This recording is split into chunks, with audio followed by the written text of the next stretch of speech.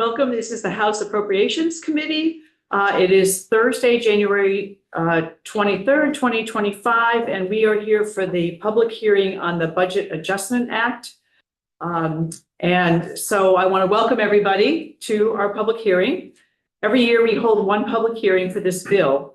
The purpose of the BAA is to review the current year budget and make adjustments as needed to tweak costs and rebalance state spending.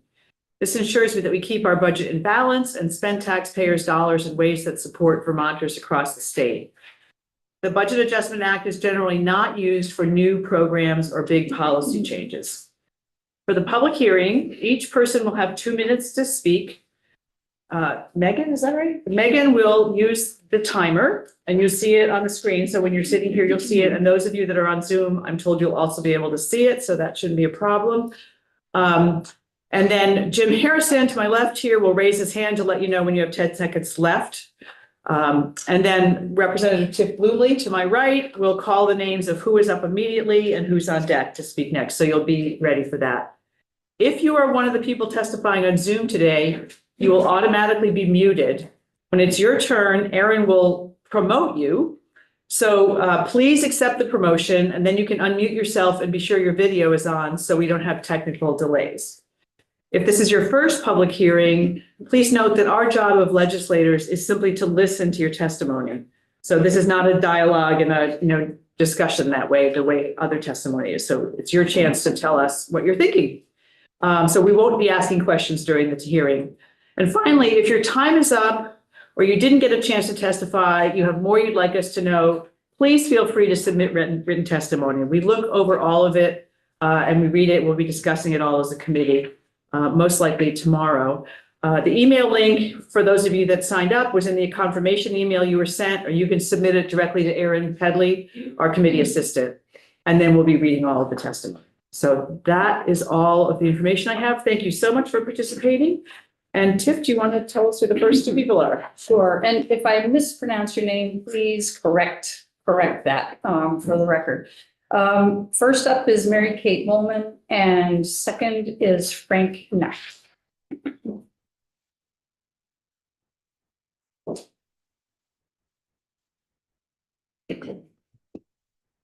Right, thank you. Good afternoon, Madam Chair, members of the committee. My name is Mary Kate Molman. I am the Director for Vermont Public Policy with Bi-State Primary Care Association. We are an organization that supports Vermont's federally qualified health centers. We also represent and support Vermont Free and Referral Clinics and Planned Parenthood of Northern New England. I am here to speak in support of the governor's budget adjustment request for increasing funding for FQHCs, the federally qualified health centers.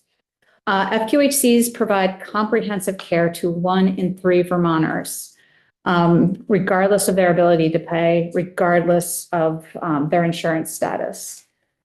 These services include primary care, mental health, substance use disorder treatment, oral health, vision care, care coordination, financial support, transportation, access to nutritional food, and translation services. The rate adjustment in the BAA is based on the Medicare Economic Index and is annually applied by DEVA to FQHC rates.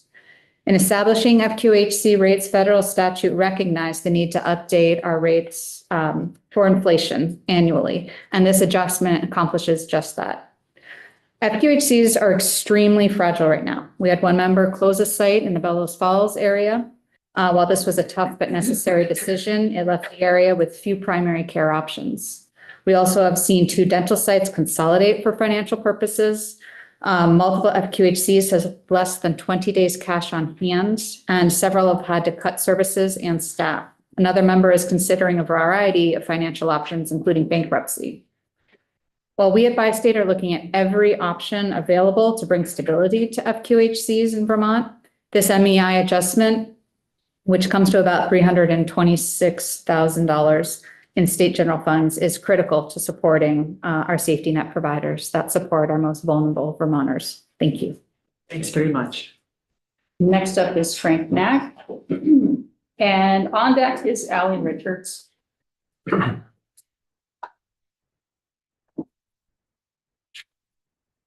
Good afternoon. Thank you so much for the opportunity to testify. My name is Frank Knack. I'm the Executive Director of the Housing and Homelessness Alliance of Vermont. For those not familiar, we wear two hats. We're a result of the merger of the Affordable Housing Coalition, the Vermont Coalition in Homelessness. We also serve as the collaborative applicant for the Balance of Fate Continuum of Care, which is one of two federally mandated homelessness response systems in Vermont. So we serve all of Vermont minus Chittenden County and work closely with Chittenden County. I'm here to talk about 4 different requests. We've sent you a letter that outlines these. But first, to give you a little context, so right now in Vermont, we have about 3,500 unhoused people. We know that's an undercount. That's just based on the PIC count from last year. And we have a shelter network in Vermont of 585 beds. So a huge gap between the available shelter and the number of unhoused people. To fill that gap, we have the General Assistance Emergency Housing Program for the most vulnerable Vermonters. So those are Vermonters who are seniors, people with disabilities, people with children, et cetera. We are facing a crisis on April 1st when the winter weather protections end, and we're looking at potentially hundreds of Vermonters who will be unsheltered at that point into a homelessness response system that has no capacity. And so we are urging this committee to allocate $2.3 million to extend the winter weather protections through the end of this fiscal year so that we have time as the legislature has time to develop a response system to meet the need in Vermont. Going to the actual solution. So that's the immediate crisis. On the solution side, we outlined 3 different spending requests to actually fund affordable housing in Vermont, which is the solution to Vermont's housing crisis. So $30 million for the Vermont Housing and Conservation Board, which would produce up to 300 homes. $2.8 million for the Developmental Disability Housing Initiative, which provide 10 residents with access to appropriate housing, and $25 million for VHCB, or for the Vermont Housing and Finance Agency, for programs that they have longstanding success with. Thank you. Thank you. Thank you. Next up, Allie Richards, and on deck is Ivy. Hi, everyone. Good afternoon, Chair Shai, Vice Chair Harrison, members of the House Appropriations Committee. My name is Allie Richards. I'm the CEO of Let's Grow Kids, and our mission is to ensure high-quality, affordable childcare for all who need it in Vermont. And I want to first thank you for passing Act 76, the Transformative Childcare Bill, last session. Today, I'm here to talk about the childcare funding in the FY25 Budget Adjustment Act. Let's Grow Kids and our partners are deeply concerned about the governor's proposal to repurpose millions of dollars that were intended to go to childcare. So I ask that you reject any proposal, starting with this one, that diverts funding from a system that we are just starting to successfully transform. We urge you to continue to make progress towards the goals of Act 76.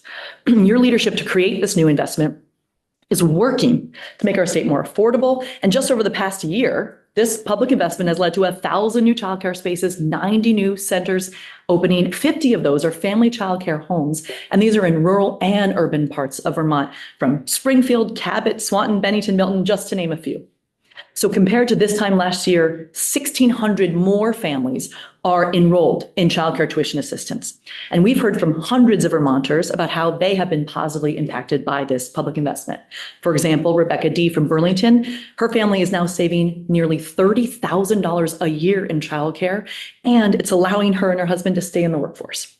So while we are making progress, we know these families are out there who are eligible for CCFAP, but either have not heard about their eligibility or have not been able to access the cost savings.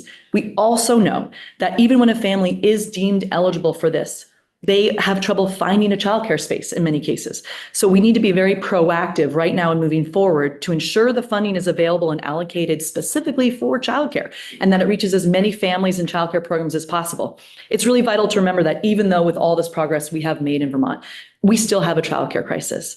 I've included a memo for the committee's review that includes specific recommendations the legislature can use to spend the available funds. One example is we're $1 million shy of complying with federal rules to make sure certain families only pay 7% or less of their income. Thank you very much. Thank you. And we'll look at your written testimony as well. Appreciate it. We welcome Ivy Enoch, and on deck is Green Renner on Zoom. Thank you so much. My name is Ivy Enoch. I live in Burlington, and I'm the SNAP Policy and Training Lead at Hunger Free Vermont. We're a statewide anti-hunger policy advocacy organization. Thank you so much for the opportunity to testify to this committee with a request to please direct the Department for Children and Families Economic Services Division to maximize its use of discretionary months in order to significantly reduce the number of SNAP or 3 Squares Vermont participants who fall off the rolls every month and lose their essential food benefits. Nearly 200 people every month are needlessly losing access to their SNAP benefits because DCF is not maximizing their use of discretionary months, which they're authorized by USDA to use. This decision is having severe repercussions for low-income Vermonters and undermining our state's resources. People affected by the loss of their grocery benefits are forced into tougher financial decisions, impacting their well-being and dignity. Using the bank of discretionary months won't add any cost to the state, and it will draw down federal dollars in the form of SNAP benefits to be spent by Vermonters at local grocers. It benefits all to ensure the Department for Children and Families Economic Services Division is maximizing their use of discretionary months to keep more federal dollars in our state and support low-income Vermonters enrolled in SNAP. Thank you so much for your attention to this matter. Next up is Irene Renner on Zoom, and on deck is Pat Sergey. Sergey? Thank you. Okay. Good afternoon, Ready. everyone. Hello, we can hear you. So great. Go right ahead, Irene. For the record, Irene Renner, resident of Essex. My suggestion grows out of the widespread lack of oversight and accountability I witnessed as a state senator these past 2 years. As a member of JITALK, the Technology Oversight Committee, I was presented this dilemma. Should members allow nearly $12 million to be spent on the first implementation step of a poorly planned project? That project may cost upwards of $139 million to complete, according to some state employees. Other staff estimate it will cost up to $200 million or more. I voted no on releasing that money because a trusted JFO contractor and IT specialist reviewed the project. She rated it poor or weak on 7 of 8 measures. 4 JITALK members voted to release that money anyway. 1 member was absent. That money would pay a firm named Guidehouse to stand up the Workday software and propel the project forward. Guidehouse would not, however, assure anyone that the system would meet Vermont's needs at the end of their contract. Workday is a cloud-based, AI-centered software which would replace existing, dependable financial management systems used by at least 5 departments or agencies of Vermont's executive branch. Management has stated that our currently used systems are at end of life. Thus, we should invest in an ERP, an enterprise resource planning system. On the contrary, programmers tell me we need only spend a couple $1 million on upgrades. Then we'll be in compliance without the distraction and waste of a $200 million boondoggle. I'm here to ask you to add language to the BAA to pause the signing of the contract with Guidehouse before it begins work as the state's so-called preferred implementation vendor. Such a contract execution is imminent, and the BAA is the fastest moving bill to which such language could be added. Your legislative peers, as well as the state auditor, need more time to determine whether this $200 million expenditure has met statutory planning requirements. In short, is this a prudent use of that much money? Thank you for your consideration. Thank you very much. Next up is Pat Sergey, and on deck is Brenda Siegel. Hi, everyone. I'm Pat Sergi, and I work at Capstone Community Action in Barrie. So Capstone is a sponsor of the Child and Adult Care Food Program, which is a CACFP. I am the program coordinator, and I have been at Capstone for 26 years. So please appropriate $182,000 to the Agency of Education to distribute among the child care food program sponsors organization as an incentive to participate as a sponsor of the CACFP for family home child care providers. Being a sponsor comes with many challenges. When I started at Capstone, there were 7 sponsors supporting the child care providers in Vermont. We're down to 3. On October 1st of last year, we took over Franklin and Grand Isle counties because the sponsor in St. Albans no longer wanted to renew their application with the Agency of Education. because of the burden of supporting a program when there's not enough admin money to support it.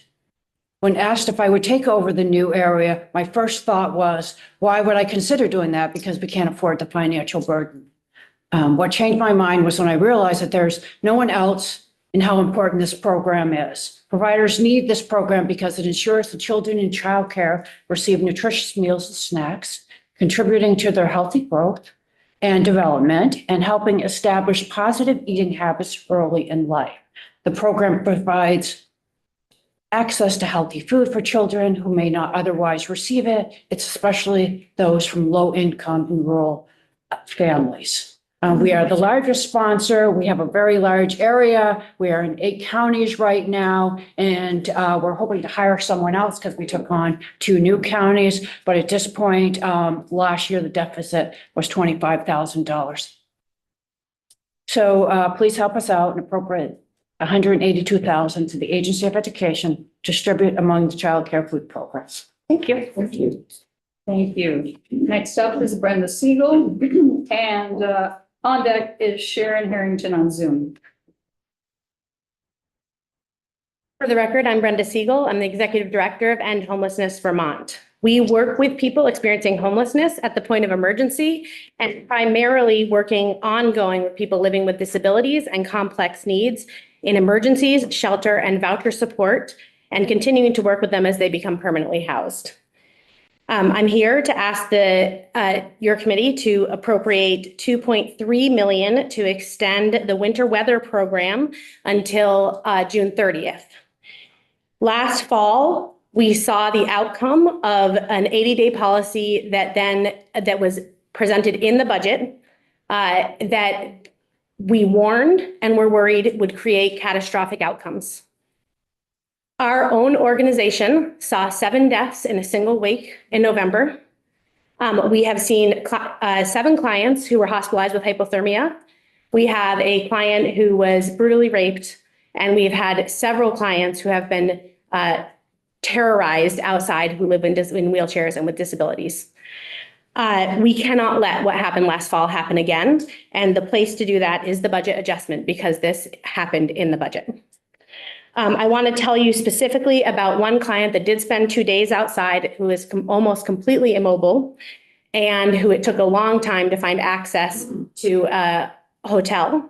In the end, our organization worked with another organization to fund a gap time for him. We were not able to do that for everyone, and we saw the results we did because of this. We feel really strongly that there needs to be a concurrent focus on both housing and emergency shelter. We cannot do one without the other. We cannot do one session and one another session. And so we are asking you to spend this funding, $2.3 million, go over the GA task force recommendations, which have just been submitted, so that the legislature can come up with a good, solid plan moving forward. Thank you. Thank you. Thank you. Next up is Sharon Harrington on Zoom, and on deck is Karen Harker.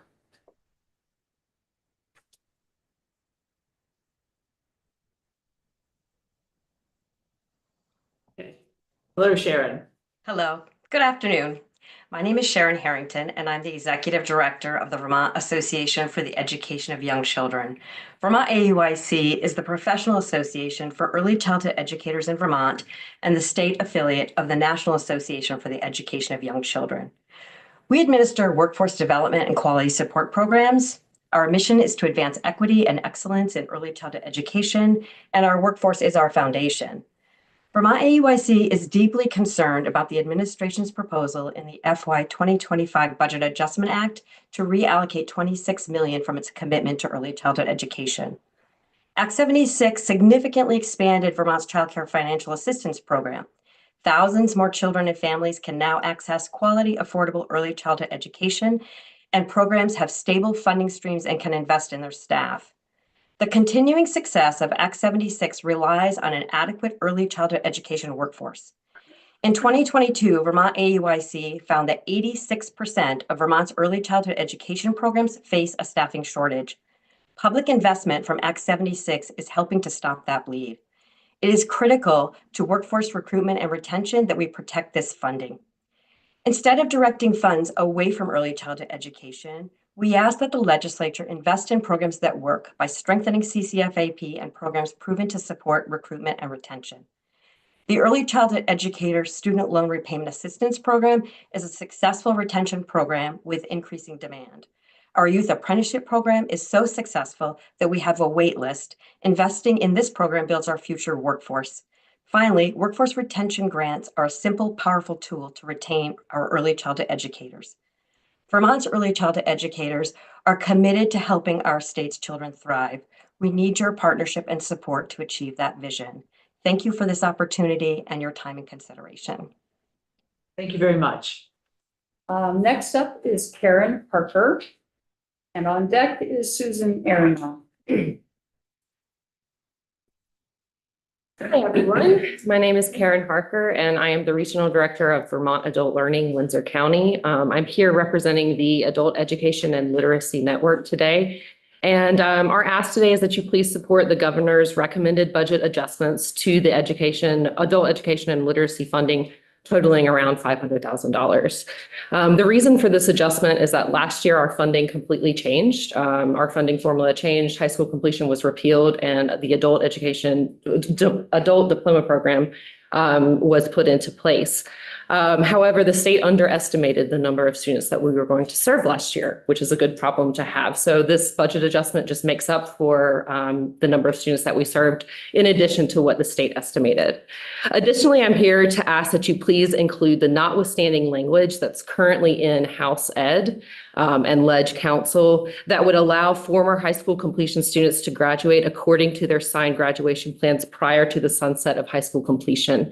Basically, what has happened is once high school completion sunsetted and ADP, we are still waiting on policy from the AOE on ADP. So we have a bunch of students who are in limbo. They are waiting to go into the workforce. They are waiting to go to college, and yet they cannot be issued a high school diploma. Allowing them to graduate through the high school completion program using this notwithstanding language that's currently in House Ed would allow these students to continue on with their path forward. So thank you very much for supporting Governor Scott's budget adjustment and the notwithstanding language that you will see shortly related to adult education and literacy. Thank you very much. Yes, and now Susan Aronoff has the floor, and on deck is Stephen Whitaker. Good afternoon. My name is Susan Aronoff. I am the Senior Planner and Policy Analyst for the Vermont Developmental Disabilities Council. That's a bit of a mouthful, so I just want to break that down before I do the rest of the testimony. I am a very rare state employee. I'm housed in the Agency of Human Services. However, I'm not state funded. You sometimes see the Developmental Disabilities Council in your line items. We're one of the rare councils. All 50 states have one of us, but we do not receive any state funding. We're entirely federally funded, and God willing, we will continue to receive our federal funding. While we are created by a federal act, and we have a singular mandate, which is we're charged under federal law to engage at the state level in advocacy on behalf of people with disabilities and their families. We estimate, using the federal definition, that's about 86,000 Vermonters, over 5,000 of whom receive Medicaid-funded services, home and community-based services among them. I'm here to ask you to please consider putting $2.8 million into the Budget Adjustment Act to support Champlain Housing Trust's project that's going to create service-supported housing for adults with intellectual and developmental disabilities. A couple sessions ago, 2022, the legislature had the wisdom to pass Act 186. It created 3 planning grants. It also funded a study. The study showed we needed 602 at that time units of service-supported housing.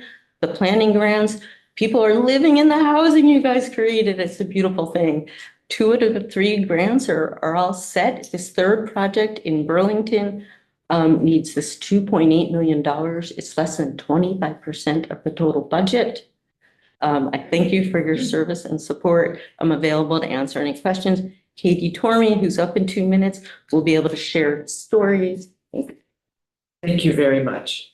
Yes, and now Stephen Whitaker has a seat, and on deck is Katie Tormey. Thank you for your time, 2 minutes.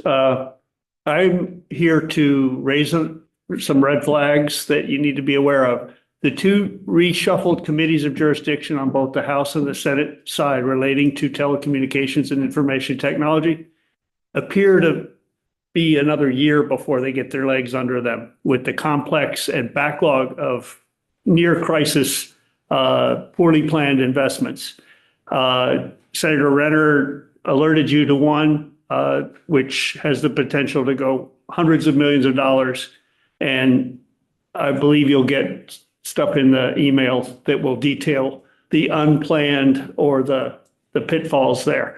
The Money Committee is the only place where you can quickly pause these initiatives while you get your committees up to speed. So I'm asking you to do that for the ERP system as well that Senator Renner mentioned, and the statewide software-defined wide area network. That appears to be running as a charade of a procurement that may have been denied a sole source authorization under Bulletin 3.5. So the bid system did not ever show that RFP out, but yet even the business case required by statute is being claimed to be exempt.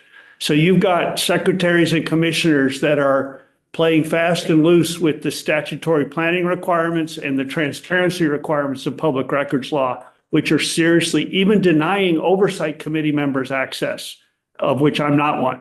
But I do a lot of research on y'all's behalf to inform you of these things. And I've been doing that since we first put those protections into law nearly 30 years ago. That independent reviews, business case, life cycle cost analysis of alternatives, et cetera. So I plead with you to take this seriously and support it, even if in draft form. Thank you. We welcome Katie Tormey, and on deck is Autumn Moan.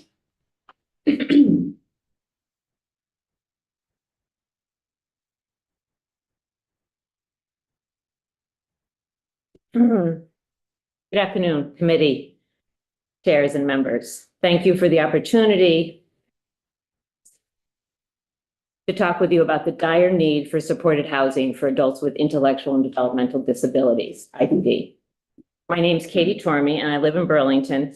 I'm the mother of a young woman with Down syndrome. Emily's 36 years old, and I'm also a member of the DDHI, the Developmental Disabilities Housing Initiative. We're a parent-led volunteer advocacy group of over 125 parents throughout the state who are working towards the development of stable, service-supported peer residences for our adult children with IDD, many of whom have significant support needs. Since the closure of Brandon 30 years ago and the promise that this population of Vermonters would be housed, cared for, and integrated into their communities, there has been little money invested by the state to see this through. The state has relied on shared living provider model, essentially adult foster care, for 30 years. This model can be isolating with little to no oversight and is never a permanent home. We parents are aging. Who will care for our adult children when we are no longer alive? It is a worry that we parents know all too well. Our children deserve better, and I know that Vermont can do better. The passage of Act 186 in 2022 provided the funding for 3 pilot planning grants to explore new housing models for adults with IDD. 2 out of the 3 projects have been fully funded. The 3rd project, headed by Champlain Housing Trust, is a $6.7 million project involving the renovation and significant addition to an existing building near downtown Burlington, including the installation of an elevator, and will create a home for 10 individuals. This unique model combines permanent affordable housing, individualized support services, and community inclusion. The project is $2.8 million short of being fully funded. That is less than 25% of the total funding. The state has funded the planning of this project. CHT has accessed significant funds from multiple sources for implementation of this project. We are now asking the state for 2.8 million, which will bring us over the finish line. Thank you very much. Thank you. Next up is Autumn Moan, and on deck is Amy Fales.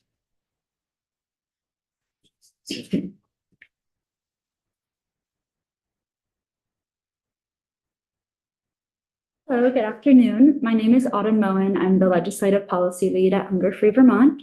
Thank you for the opportunity to testify to the committee about the request to appropriate $182,000 to the Agency of Education to distribute among the Child and Adult Care Food Program, or CACFP, sponsor organizations as an incentive to participate as a sponsor of the CACFP for family child care home providers. The CACFP is the most equitable way to provide nutritious meals and snacks in early childhood education settings.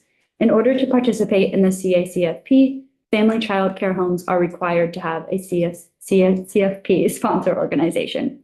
Without this sponsor organization, family child care homes who serve over 3,500 Vermont children would not be eligible to serve nutritious meals and snacks through this program. In 2024, Vermont went from having 5 CACFP sponsor organizations to only 3. Those 3 sponsor organizations are responsible for administering the CACFP across the entire state. And all 3 organizations have admitted they're in a state of financial crisis because the funding they receive from the federal government does not come close to covering the costs associated with administering the CACFP. Thank you again for your consideration of our request to appropriate $182,000 to the Agency of Education to distribute amongst the Child and Adult Care Food Program sponsor organizations as an incentive to participate as a sponsor for this program. Without CACFP sponsors, many children in Vermont would not have access to nutrition in their early childhood education programs. You can have the most qualified program directors, but if children are showing up hungry or not showing up at all because they're hungry, they are unable to access learning and development. Thank you for your consideration. Thank you very much. Yes, and next up is Amy Fales on Zoom, and on deck is Kirsten Dunn, also on Zoom. Hello. Kristen. Go ahead. Go ahead, Amy. Thank you. My name is Amy Fales, and I am the Nutrition and Education Department Manager at Brock Community Action. We are a sponsor of the Child and Adult Care Food Program, or CACFP, in Rutland, Bennington, and Addison counties. I have come today to ask that the committee please appropriate $182,000 to the Agency of Ed to distribute among the remaining sponsoring organizations as an incentive to continue to sponsor the CACFP. Last year, our funding shortfall was nearly $26,000, leaving our organization to subsidize the program with other grants and funding sources. The current fiscal year's shortage is projected to be about the same. Continued shortfalls of this magnitude would likely cause our organization to no longer sponsor the CACFP, leaving providers, children, and families without access to this valuable program. Last year, we provided over 156,000 meals to 469 individual children and distributed $285,000 in reimbursement funds to childcare providers through the CACFP. And with food insecurity at its highest, the meals and snacks that are provided to children through the CACFP are more important than ever. The impact of losing access to this program could not be overstated. Cassidy from Pownell writes, the CACFP has helped me to create a more diverse menu because I have the extra funds needed each month to spend rather than creating simpler, less nutritious meals. Deb from Bennington writes, CACFP funding has helped and supported my home child care to provide the most nutritional meals and snacks that come and serve children daily. They go home with full bellies and happy faces. Committee members, I plead with you to appropriate $182,000 to the Department of Ed to distribute amongst the CACFP organizations to help with the funding shortfall that we now experience. Thank you. Thank you very much. Next up is Kristen Dunn on Zoom, and on deck is Amanda Garces. Good afternoon. My name is Kristen Dunn. I'm the Executive Director of Mary Johnson Children's Center in Middlebury. I'm here today to urge you not to take away the essential funds that were meant for families and childcare programs. Act 76 is still reaching the families and programs it's intended for, and will continue to do so in the months ahead. Our programs have experienced incredible shifts because of Act 76, and I think it's important to understand those. We're super thankful for them, but it's also important to understand they have not yet had a chance to reach their full potential. Family burdens have been reduced. They are able to work or enter the workforce and afford high quality care for their children. We've been able to expand, like many others around the state, by opening a new toddler classroom and exploring other ways to meet the need for young children. Prior to Act 76, none of our staff were in school, none of our educators. And now over 60% of them are in school working toward degrees and credentials. This has been motivated by the promise of better compensation. And we've been able to incrementally increase our wages as more families apply for CCFAP. Our teachers are talking about their future, and they're talking about their future in early childhood in Vermont. As an organization that houses a child care financial assistance for Addison County, we see new families applying every day. And we know that there will be a significant influx of applicants this spring in preparation for summer programming. There is an opportunity to protect and elevate what Act 76 has only just begun to provide. The dust hasn't even settled yet. Please consider expanding eligibility for families and don't cut this work short. It deserves serious consideration. Thank you. Thank you very much, Kristen. Next up is Amanda Garces, and on deck is Molly Dugan. Buenas tardes. Thank you. My name is Amanda Garces. I am the Director of Policy, Education, and Outreach for the Vermont Human Rights Commission. Happy to be here today. As you know, the mission of the Vermont Human Rights Commission is to promote full civil and human rights in Vermont. The commission enforces the laws over which it has jurisdiction through investigations, conciliations, and litigation, as well as providing education and training. It develops and advances policies and legislation related to the protection of the most vulnerable Vermonters. For the coming fiscal year, our BAA request is so little, it's $33,137, cover critical expenses so we can continue the vital work of serving our community. This amount includes funding to address unexpected costs such as turnover savings, necessary computer upgrades, and unforeseen IT expenses. This amount is reflected in the government's recommended budget adjustment in Section 8. However, at the heart of our request today is the urgent need to meet the overwhelming demand for our services. Therefore, we're requesting an additional $62,000 beyond what is recommended by the governor, bringing our total BAA request to $97,137. This funding is crucial to support two vital positions that were not recommended in the governor's budget. We hope you will consider adding them as they are absolutely essential to our ability to serve those in need. I'm going to talk fast. I want to make clear that these two positions are a stopgate measure. We are in urgent need to fully address the scope of our work. We are behind. However, we are requesting a total of 7 additional positions in H38 for next fiscal year. But we really need these positions now. We are facing an overwhelming flood of cases, and we simply do not have the resources. As someone who worked directly in the community, it is heartbreaking to turn people away. I really beg you to let us have this. Thank you. Thank you very much. Next up is Molly Dugan, and on Zoom on deck is Kelly Carroll. Good afternoon. My name is Molly Dugan, and I work for Cathedral Square. Cathedral Square is a nonprofit developer of affordable housing, an operator of 2 licensed affordable assisted living communities, and the statewide administrator for SASH.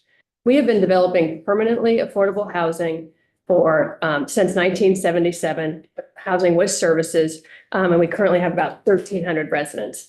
Cathedral Square operates as part of a network of developers across the state committed to meeting the state's housing needs by building and operating permanently affordable housing. It is for this reason that I am here today to first thank you for the incredible focus and investment you all as legislators have provided in recent years to address this crisis. And second, to request that you keep that commitment going by allocating $30 million for permanently affordable housing production through the Vermont Housing and Conservation Board in the BAA. This additional funding for permanent affordable housing is essential because Vermonters need homes. And the nonprofit Affordable Housing Network has a pipeline of housing communities ready to develop to provide homes for Vermonters. The challenge is that the housing network has potential projects that require up to $50 million from Vermont Housing Conservation Board when the Conservation Board has only $13 million available until the end of the 2025 fiscal year. If funded, these requests will create hundreds of new homes for Vermonters all across the state and preserve affordable housing, protecting tenants from housing loss. Importantly, the state funds that flow through VHCB leverage a huge amount of non-state money, making your investment in VHCB a great value to the state.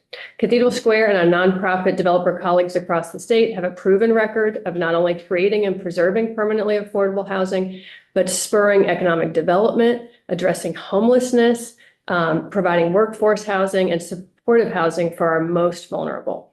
Please support $30 million to VHCB. Thank you very much. Yes, and now we'll hear from Kelly Carroll on Zoom. And as I look at this, our last participant is Tamara Hodge. Oh, okay. I have Zoom for her. Okay. All right. Kelly Carroll. Hello, I'm a resident of Bennington, and my daughter Emily Hammer was murdered 4 years ago this past weekend.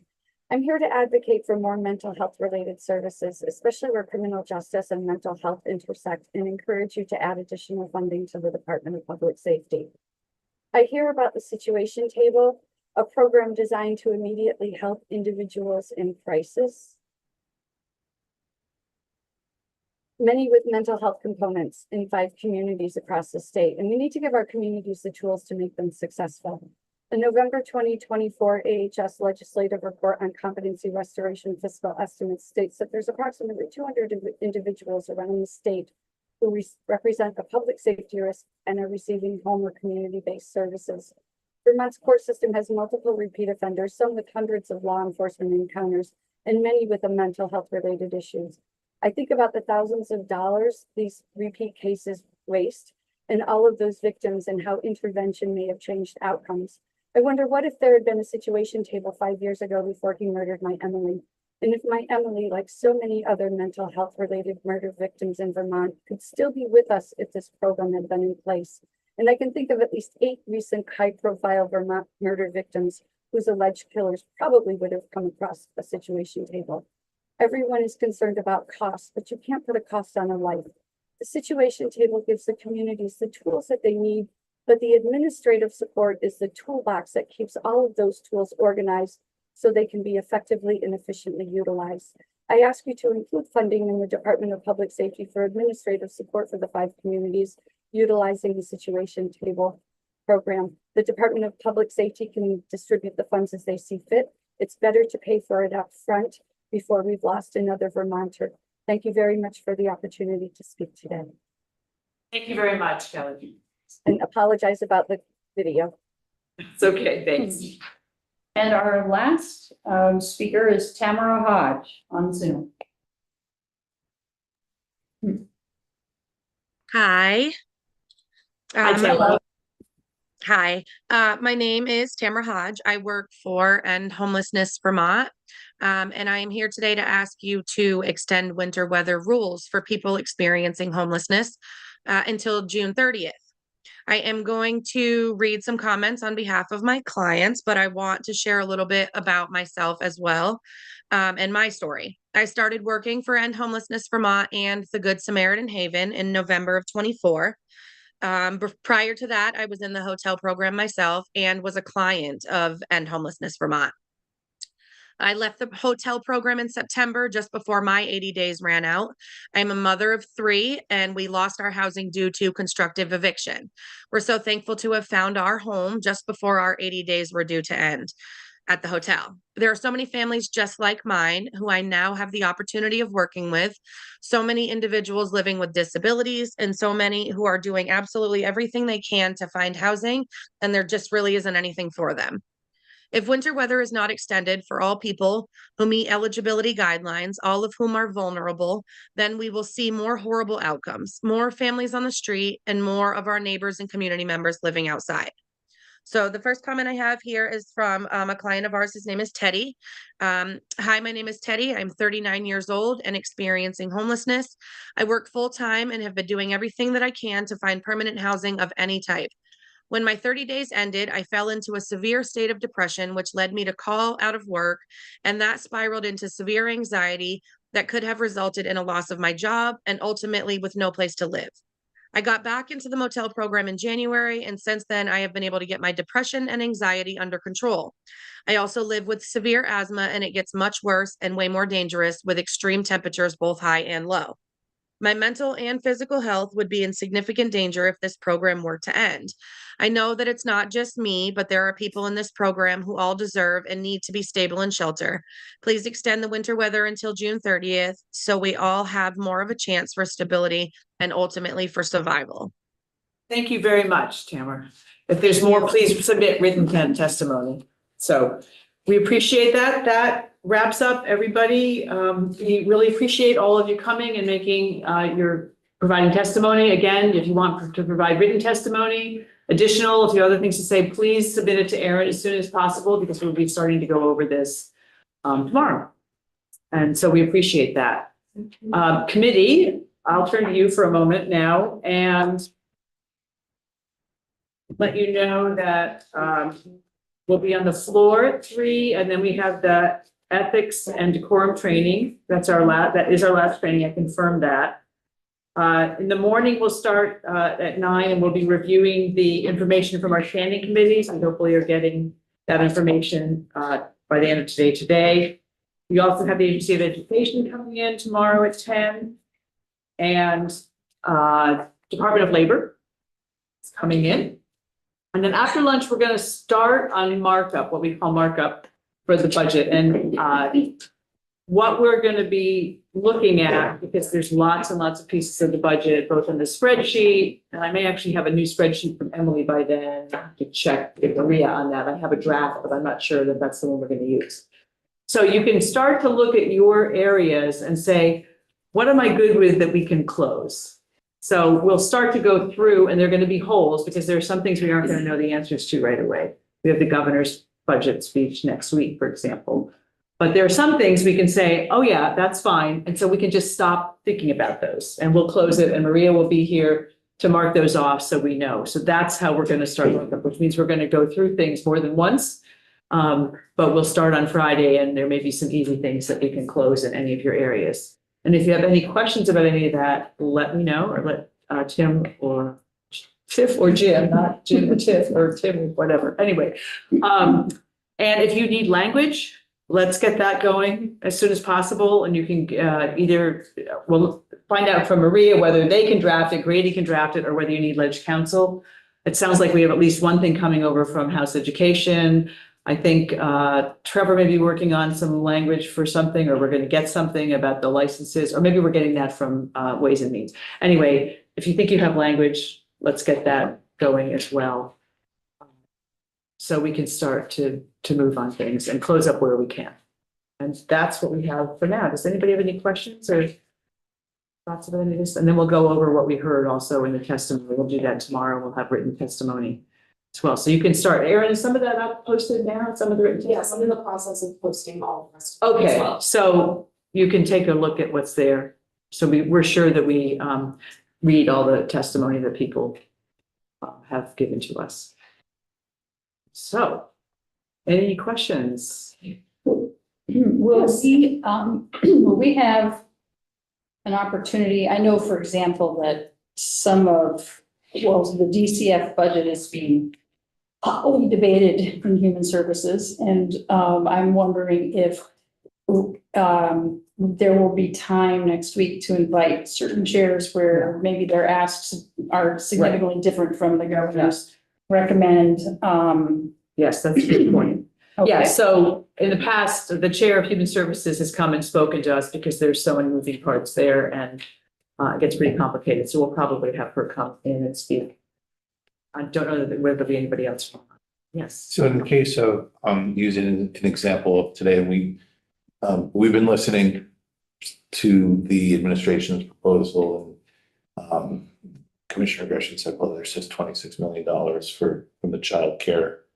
Yeah. So whether they refer to it as a surplus or whatever, but and then people testified today, say, don't take that. Yeah. Anyway, I'd like to be able to will we have time to have a better understanding of now to go back and say, well, what were you talking about this being a surplus, or what would it mean for it to stay in those funds? Right. So yes, and I've been working with JFO, who is going to actually put together a memo explaining it because it actually hasn't been very well explained. And I can explain part of it, but I can't explain the other part well enough to but part of it is caseload and utilization. Just like with Medicaid, right? We look at, there's a consensus and we look at caseload and we adjust up or down as with caseload. So that is part of it. I'm not going to go any further because I will bumble whatever the other part is. I just know it. So until I get that from JFO, I'm going to stop there. But that to me is something that's the normal course of business. JFO is involved in that consensus expenditure piece. And just like with Medicaid, people get together and they make assumptions on what's happening and what they're seeing and what they think the uptake is going to be. And then they say we need to adjust it up or down based on that. And that's what this is happening right now. It doesn't affect the base.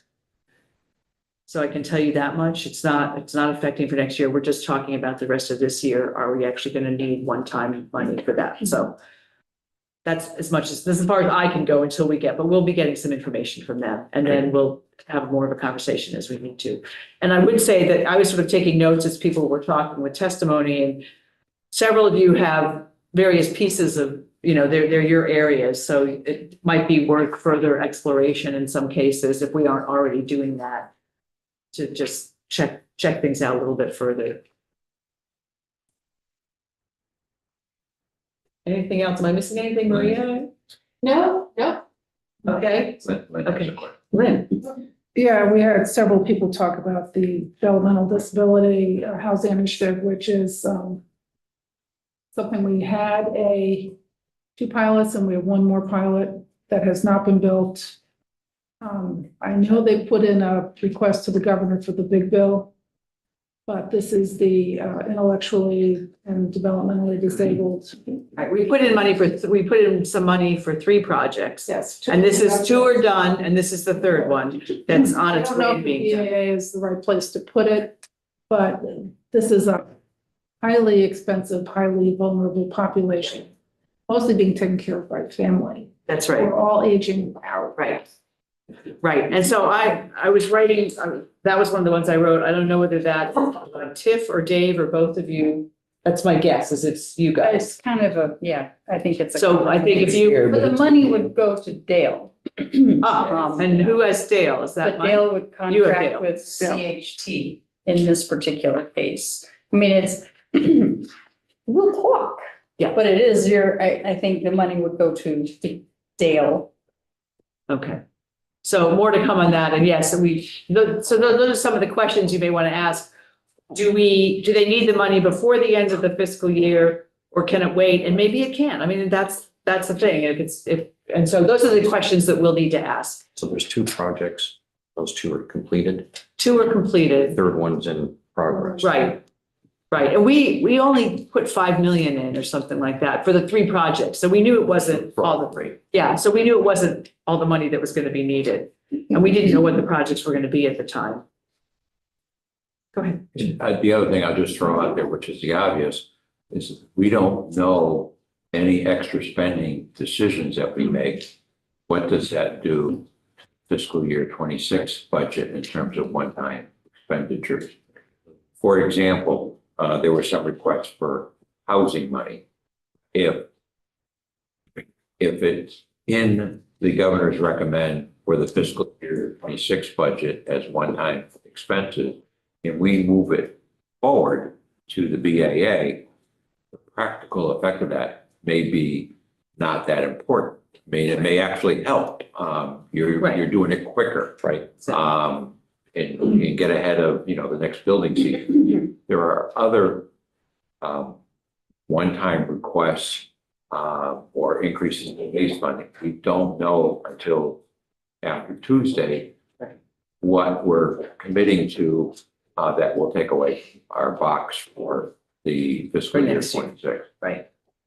Exactly, which is why this is not going to happen. That's kind of why I'm asking that question here. Right. You have a little bit. Yeah. A lot of it. Right, so the timing matters, or does the timing matter? That's sort of one of the questions for some of these things. Dave? Well, correct me if I'm wrong, but when the folks testified on the various reserves that we have just the other day, based on their report, Yeah. I thought they said the total reserves were 1.6 billion. Billion with a B. And they explained that. You mean like a rainy day fund and. Oh, is that are you thinking about the treasurer? That's the treasurer. Yeah, I referred to them as folks, but yeah. That's okay, well, Those good people. That wasn't the rainy day fund. Well, no, it was a The cash combination of all. It's a combination of stabilization, caseload reserves, et cetera. Right. Transportation, all that. So when I heard 1.6 billion, and they explained, they were clear, they said that's not sitting somewhere, but it's built into the budgets, and some of it may be sitting there, et cetera. But I said to myself, if there's 1,595,000,000 instead of 1,600,000,000, the world will not end. And yet, some type of a diversion, not a reversion, but a diversion of some of those dollars has an incredible impact on the people who sat here. And I know their ask totaled more than, I just using 5 million as an example.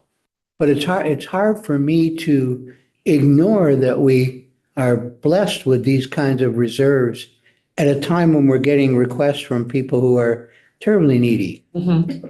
So I may be alone, 1 out of 11, but I wouldn't mind very modestly looking at some of that so that I didn't hurt the FY26 budget Jim was alluding to. Right, and are there other places that we can find some money in addition? Right. I think so. Because we also know that, because Adam told us the governor is carrying 87 million into next year, and we know that some of that will be for education. We know that. Some of it may be for housing. We don't know what the rest of it's for. And then we have what we know about the current situation. So we'll have that last piece of the puzzle on Tuesday. But those are the kinds of things that you should be thinking about now, Dave, exactly. Where else can we find money?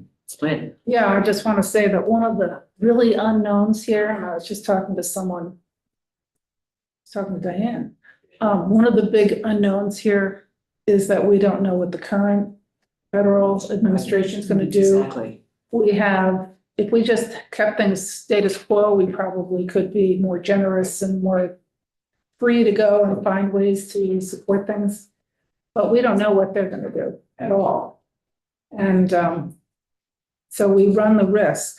First of all, I was personally concerned about the decline, the trend downward in all of our funds that Tom Quebec explained yesterday. There is a trend downward. And that's just in the growth. In the growth. It's in the growth. It's not right. Our growth is slowing, which makes sense. We don't have the federal money we've all gotten used to over the past few years. But we now have a situation where we have no idea what's going to happen on the federal level or what that's going to do to our programs. There's all kinds of places. Do we ever? Gaping holes. Right, and that's true, which to me speaks of we need to be careful about the base. But is there one-time money we ought to be spending now before things get taken away, right? Yeah. There's that too. The point is that when is it going to get taken? There's a word of caution here that really will help us, with your example of there was $157 million deficit when you started on this committee. Well, we certainly don't, midterm. We don't really want that. No. And, a lot of us have served here when things have been really tight. So we want to really be. Right. I think caution is in the wind here, not because we don't want to go, you can, right, we could do one-time money, but we got to be. We have to be, Yeah. yes, and it's like the unknown unknowns. That's Yeah. where we are with that right now. Tiff? I kind of forgot what I was going to say. But it was the converse of what you just said. I am concerned that there are some systemic issues that we're addressing through one-time kind of emergency infusions that don't address the systemic problems. That's true too. I think they're And, both true. and so, and therefore the base, feeding the base in the right places may be the wisest choice. Otherwise, we will need $10 million next year for the same services. And yeah, anyway. Depends on what it is and Yeah. what we can do now and what we need to think about. Yeah. It's very complicated. Definitely. Yeah. Yes. I think the first question is timing issues. I mean, what we're doing with BAA. Would the money actually be spent? Can they spend it? Because I'm not convinced that everybody that was testifying today knows the details of the timing of money being spent. So we. And neither do we. I've got some of it. Exactly. So that matters. Yeah. Anything else anybody's got? I'll let you keep looking at budgets and doing what you need to do, and then we're on the floor in an hour. Just one more, add, yeah. once the governor's budget comes out Tuesday, you are free to go and start lining up meetings with your budgetaries. I know it's a little hard this week because we're going to be very involved with the BAA, but whether it's early morning, lunchtime, if you have to do it while we're meeting, you can. But get together and try to involve, if you can, the committee liaison from the respective policy committee. But those are your meetings. But they can be helpful, and it's important that they understand because they'll be bringing it back to their own committees for recommendations as well. And that reminds me that I've heard from a number of chairs who've been very pleased with the communications of members of this committee with their members of their committee, and those things are starting to move along. And so good job, team. We're getting a nice reputation out there for we're working really together. We're really working good together. people. Yeah, well, but now they know that. So yes, start meeting about budget FY26, but we're still going to finish up FY25 budget adjustment next week. So you're going to have a week of kind of a couple of things going on. So maybe you want to make appointments to start the following week, however it's for you. But yeah, you're free to start on that once the budget's at least. Okay, thanks everybody.